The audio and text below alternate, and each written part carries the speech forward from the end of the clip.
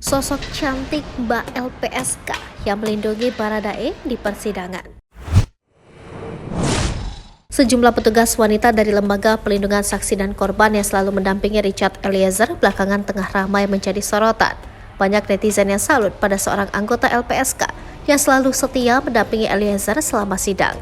Meski mengenakan masker, namun aura kecantikan wanita ini tetap terpancar dan membuat netizen penasaran akan identitasnya.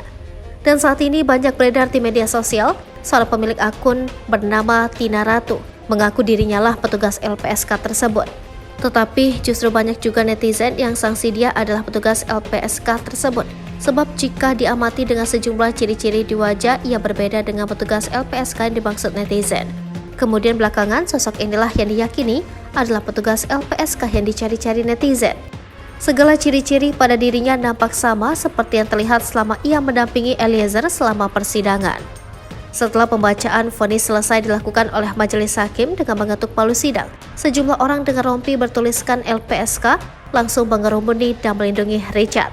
Kemudian sebuah video cuplikan memperlihatkan icat sapaan akrab Richard yang selalu didampingi wanita cantik anggota LPSK. Selama sidang pun ramai jadi perbincangan dan sering muncul di sejumlah media sosial.